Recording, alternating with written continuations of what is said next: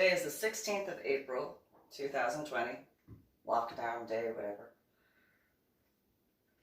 number as far as that's concerned. So, I'm going to go over a few different topics. Like, share, subscribe to my channel, go through all the prior videos. On lockdown quarantine, got plenty of time to listen to the various topics in full. So I've tried to break them down into more, into specific playlists to assist with that, depending on what you want to listen to, and I guess now you're going to watch in the video, right? So, in that regard, I know I'm not the only person who has dealt with identity theft. I know that for a fact. I had spoken with a few people who told me that they had dealt with identity theft. I'm not going to go over their information because I don't want to further that, of course. However, I did deal with identity theft still technically in certain regards, had had to. And so I'm going to go over some of the process in what I had to deal with. So when that occurred, when that initially occurred, and I found out about it in 2013, it was shortly after or just before meeting my now ex-boyfriend, the one I wound up in Washington State with, that whole thing. I had applied, no, it was right before. It was right before I wound up meeting my now ex-boyfriend, because I had applied for an apartment in Florida. And I was told that my credit report was not good enough. And I was like, what do you mean? I pay all of my bills. I do have to square away one particular bill. I don't deny that.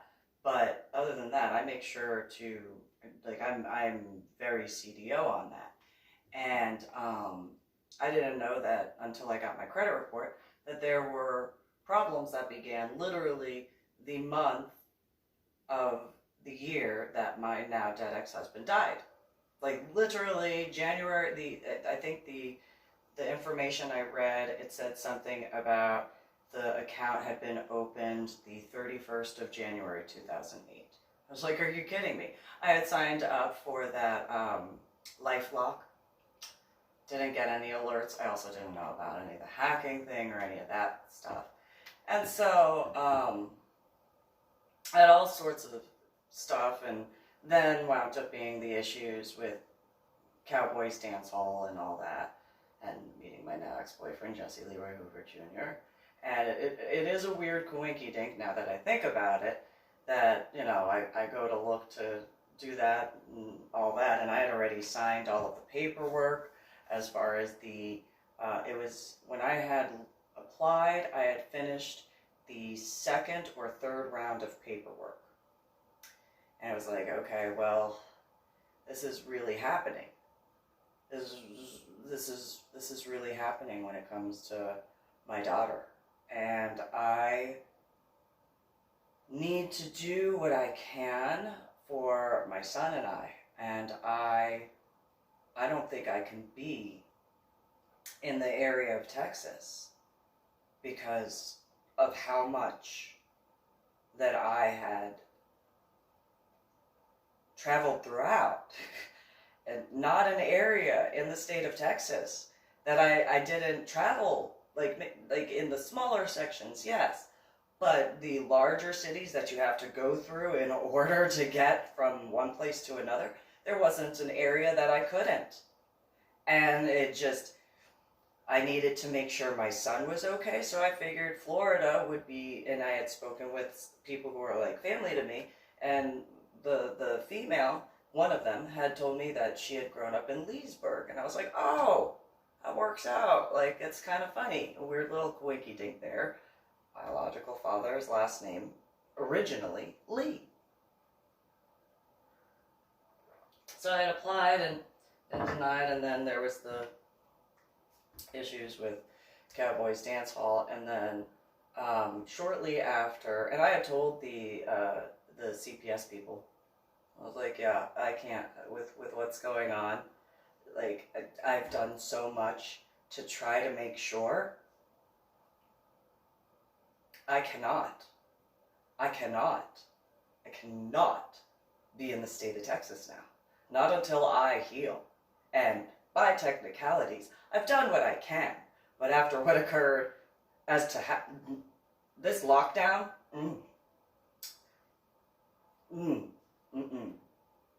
not helpful. It's a personal thing.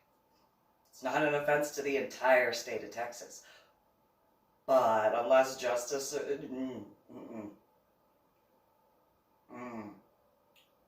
it's not helpful.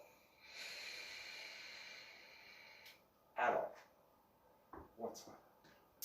Anyway, so I've done the aspects of attempting to get the justice aspects. I don't deny that. It's not that I hadn't tried before, but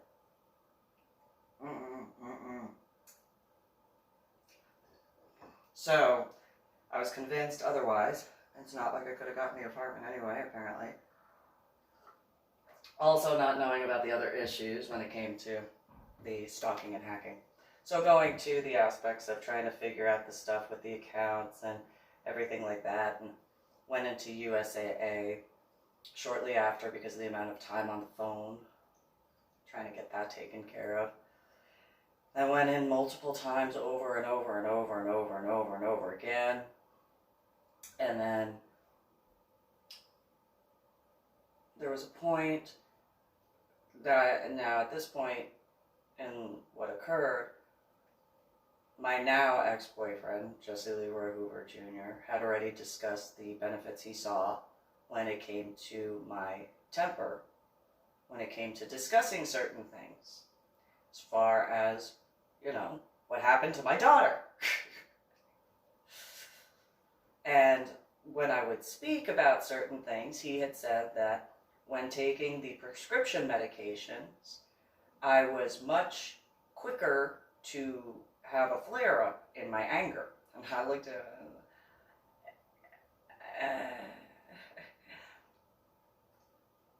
the way he had approached the situation, he had said the exact same words that the 2-star general had said, which got my attention because it was one of those, you are not a 2-star general. And I will take into account the fact that you are from a small town outside of the city of San Antonio, so that's not normal language for you. But tread carefully. Tread very, very carefully. You're not a 2-star general, so you best tread carefully. And he said that he had noticed that when I would smoke, MMJ, I was much nicer, much more calm. Yeah, I can see that. I mean, smoke cigarettes. I have said many a time before. Cigarettes, for me, when it comes to me smoking, has saved so many people's lives. It really has. Cigarettes have helped in that regard to save other people from my anger. I know I am not the only person. So, you know, the aspects of the MMJ being brought into the atom, well, you know, okay. And so he had given me several points as to why he thought that just completely stopping all of the prescriptions would be a valid idea. And at first, I did not feel comfortable. I admit that. I did not feel comfortable at all. So I had still taken the prescriptions. I had slowly decreased some of the prescriptions, and then, you know, when it was shown to me that my headache medication, the side effects were medication was specifically for headaches, could cause headaches. Right?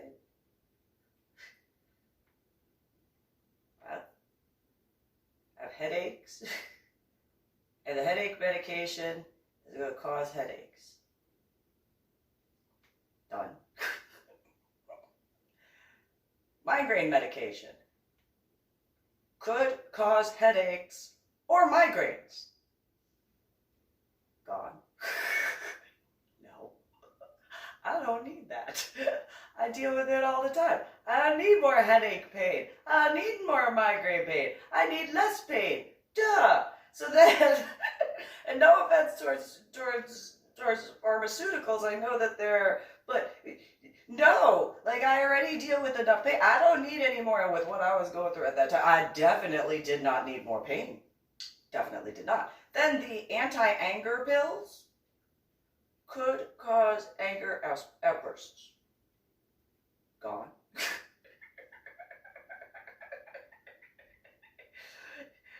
Could cause suicidal tendencies. Bye-bye. Why? What? Why? So all this stuff that I was taking, like everything that it was supposed to stop and, prevent from being an issue, caused more of an issue for me. Bye-bye. Nope. I don't need that. Nope. No more. Mm-mm.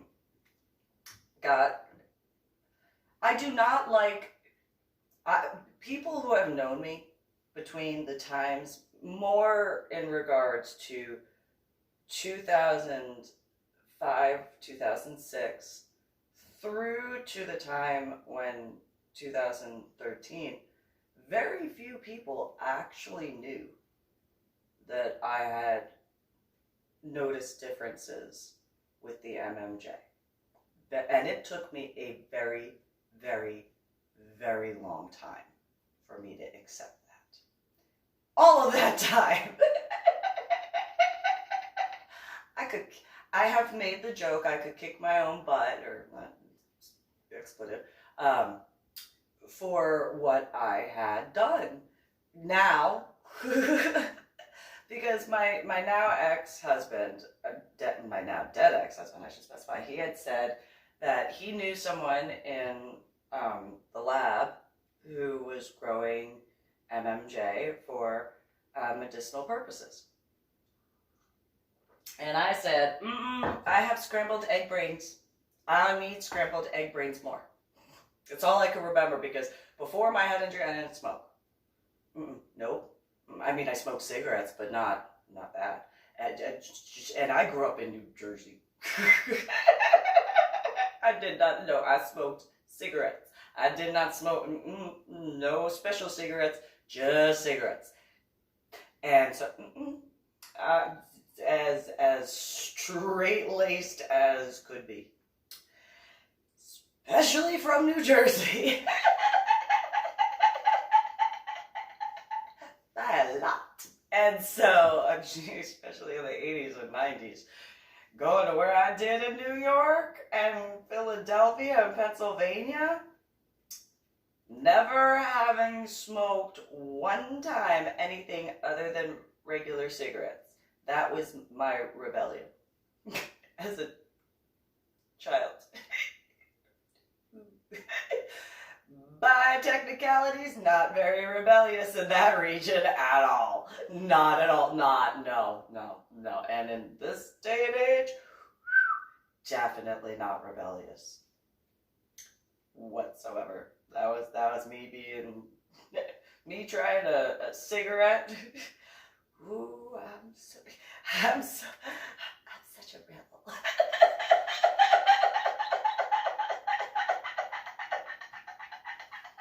That's not very rebellious. I know now. At that time, when I was a child, teenager, I'm such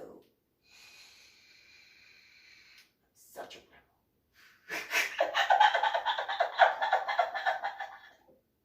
Now, admittedly, realistically, wanting to join the military, that's probably a lot more against the grain, but not in a negative way in certain regards. Not saying, again, cigarettes have saved so many people's lives from me hurting them. I know I'm not the only person. I know that. I know that.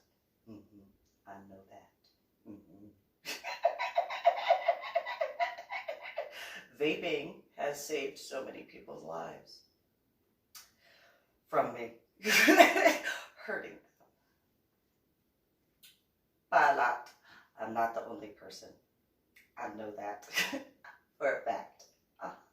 Yeah. Yeah.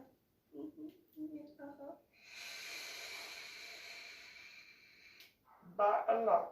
And so, my now dead ex-husband, then it was either right before well, that might have been 2004. I think it was 2004 actually. He had brought home a jar. There are people who understand the cost of that. And so it was lab grown, all that sort of stuff. He brings home a jar. Not a bag, a jar. The size of a Stridex container.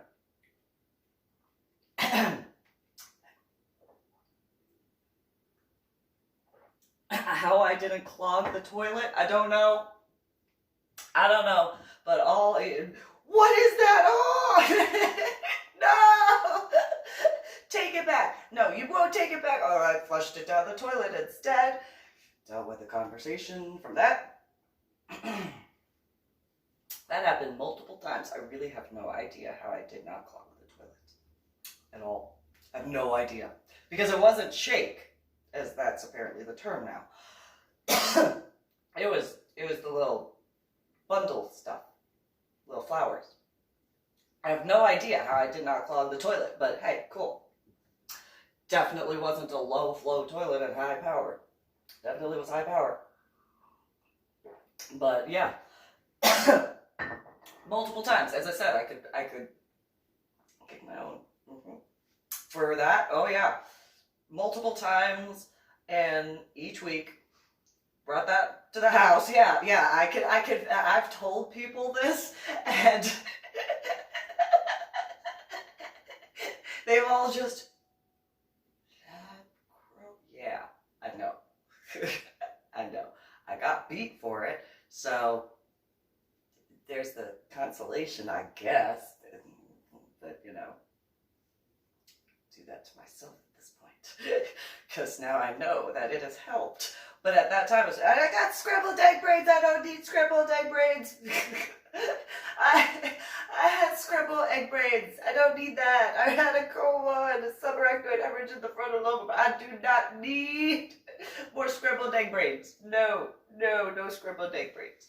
Well, then, on and off, it did help. And especially when I was in Washington State. Especially then. But anyway, so and I had thought and wondered if I had that available for my daughter with what she was dealing with, but I already had issues in the state of Texas. I after looking back and irony, looking back 2020 vision, I wondered if certain things would be more assistive in that regard. That's what it is. So, but dealing with the identity theft aspects, there was a point in time where I had been checking my account, and admittedly, part of it was looking back 2020, obviously. Looking back, it probably was the fact of the messing with the medications at the suggestion and all that sort of stuff. I'd realized there were certain things. And so I called USAA and they said, yeah, but those charges are going along with you. Like, you're in this area, yeah, well, that doesn't make sense why it would do that. Well, okay. Now, in 2020, after my Medal of Honor art project, that makes sense. Why those charges that would hypothetically be an issue from the people who had caused the problems and stalking issues.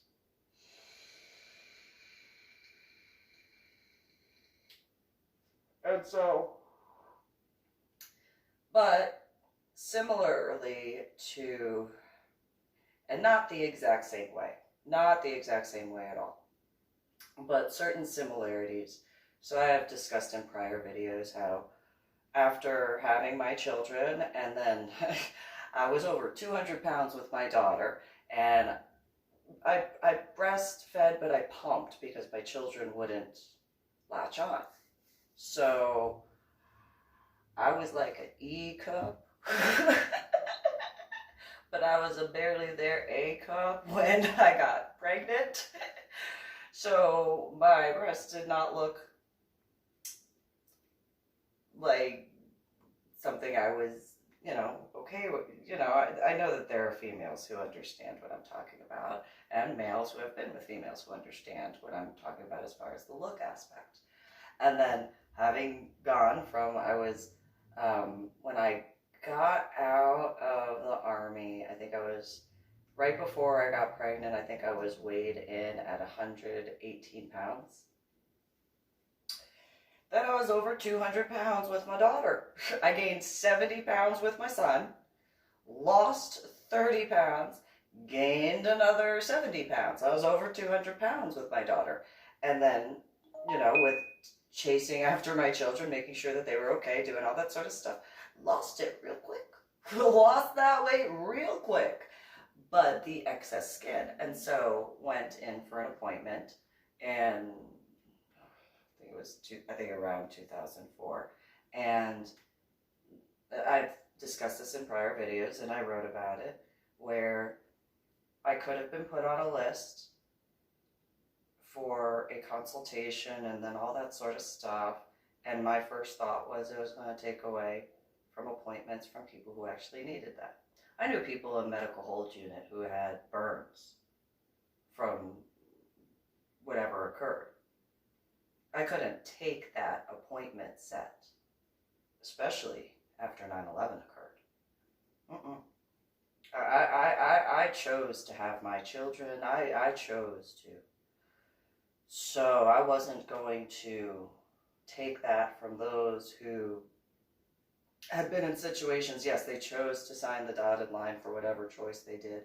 Obviously, 9/11, all that stuff. But there were guys who were in well before 9/11. And if they had been injured or anything, that, in my thoughts, it was that took that away from them.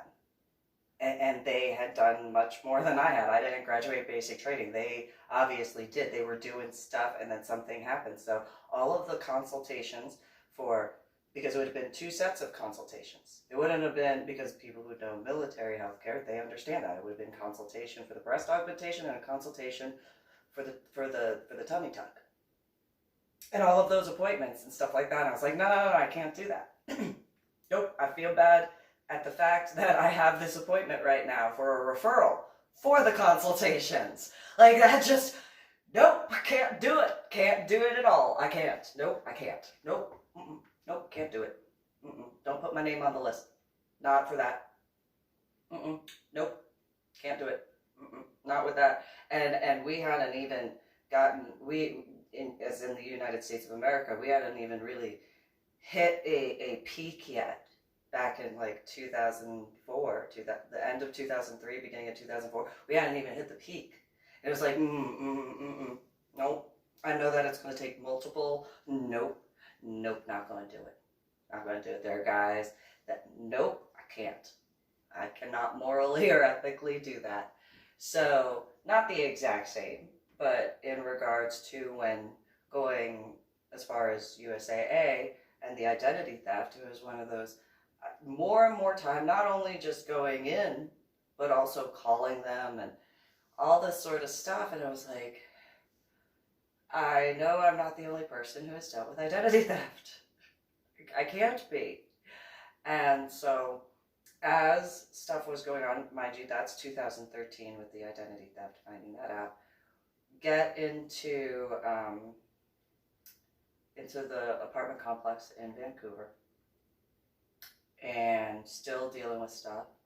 And I got so far with so many calls that I wound up speaking with who I was told was the president or the CEO, or the presidential CEO, or there's a whole bunch. I spoke with a bunch of people.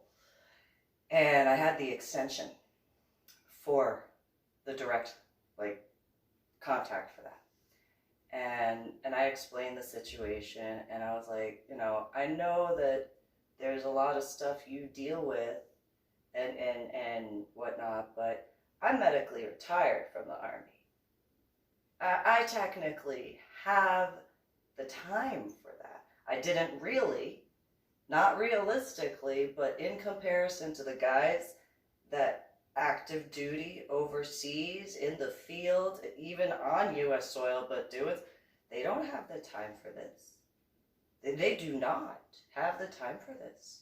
Like, I mean, being retired, yeah, don't want to deal with it, but, you know, like, have you ever, and I think I gave this example, but if I didn't, this is an example. I think I said, when at Fort Sam Houston, active duty in uniform automatically get to go to the front of the line because it's understood at the pharmacy that they have whatever their schedule is. Is there a way to do that for those guys? Because you know, whether they're active duty and they're on U.S. soil and they have the time, or they're active duty and they don't have the time, or National Guard, Reserve, and stuff like that. Like, you know, and they have, you know, it's a set income, it's set that, and the guy and I, we talked for a long time. I mean, I think our phone call wound up being longer than any of the other phone calls, ironically. But we talked for a very long time. And I was like, you know, I'm not trying to be rude. I'm not trying to be mean. And yes, I want, like, my stuff fixed. I'm not denying that. But since I'm already, you know, up to this level, there are all these guys, you know what an E1 makes. You know what an O, you know, whatever makes. And it doesn't change the fact that their jobs, you know, are fast-paced, moving, you know, got to do stuff, got to be able to take care of stuff. If they have a spouse who has children, and they're the only one on the account, but they, you know, give a card for their spouse to use, this, that, and the other, you know, like, it just, I'm not trying to be rude, but, you know, it's a military bank, so, just saying. And the guy was just like, oh my God, sure, yeah, I'll take a look into that, because I had discussed my head injury. I had given various explanations of different stuff, and he was just like, oh my God. He didn't laugh like that, I did. And I was just, you know, it is what it is. You know, but those guys, you know, I mean, yeah, retirees, nobody wants to do with it at all. Nobody. It doesn't matter whether they're a civilian or not. Doesn't matter, law enforcement, they don't want to deal with that. But since this is a military bank, you know, I don't know what your background is or who you're associated with, but these guys kind of need to not have to worry about it. That's the last thing they need to worry about when they are overseas or when they are out in the field. That is the last thing that they need to worry about. And guy was just like, oh, yeah, you're right. And I'm like, I hope I'm not coming across as rude. Like,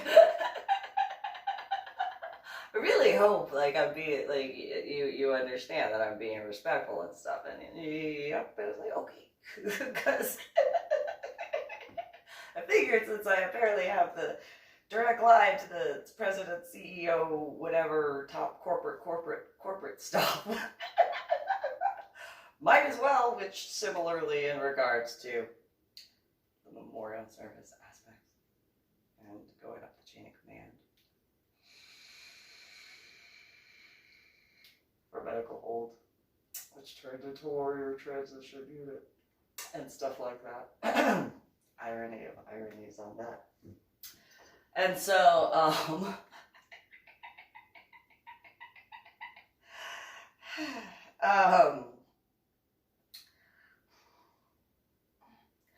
but yeah, it was just one of those thoughts that I had remembered the aspects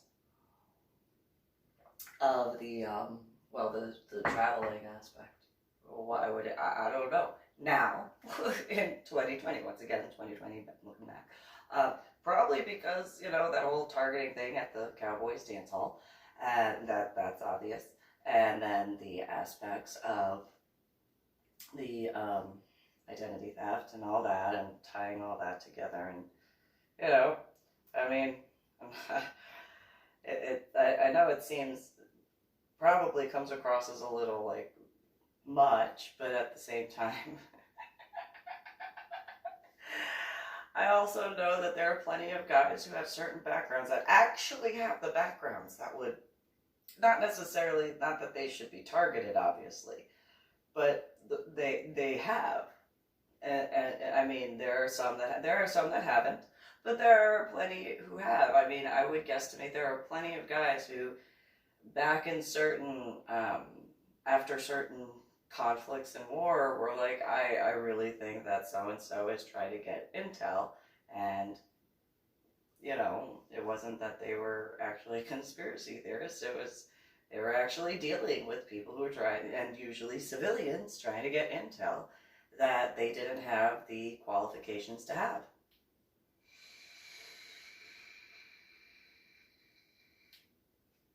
And so, personal opinion on that one.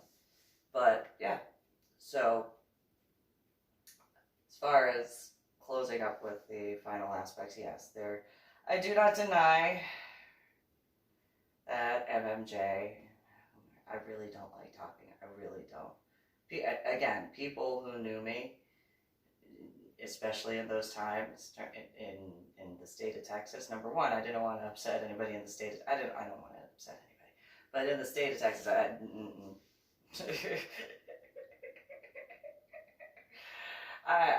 have not in the way that I had before, you know, and that is not. I bought all the oil at a store, so you know, but as far as I know, I learned the hard way that THC does much better than CBD for me, and I cannot be the only person. I learned that CBD makes my headache pain so much worse. So much worse. Makes my anger worse. I'll buy a lot. Like, buy a lot. Not a little, a lot. It just infuriation. Not like, not good at all. Not for me. I understand that it might help some people. Does not help me. I cannot be the only person that CBD does not help at all. In any way, in any shape, or in any form. I learned that the THC does help far better, and because of the majority of plants having some aspects of CBD, I learned that I could not have more than a 0.001% of CBD. Because anything more than that, my headaches would elevate, and my temper would not be calm at all whatsoever. I cannot be the only one who has noticed that. Not just for me, but in themselves if they themselves smoke. Cannot be the only one. And so that's just, it has helped with that, and not just, I would guesstimate not just military or law enforcement guys, of course. I mean, I did graduate basic training, but in regards to those who have and completed certain things, or people in the civilian sector who have dealt with certain situations, probably found that THC assists them far better when it comes to certain aspects, far better than CBD. Much more. And so, you know, it's really cool that the state of Texas has allowed CBD. That does not help me at all. CBD is not for someone like me at all. I know I'm not the only one. And since I have this thing where I don't want to go to prison, or jail or any form of, despite this lockdown situation essentially being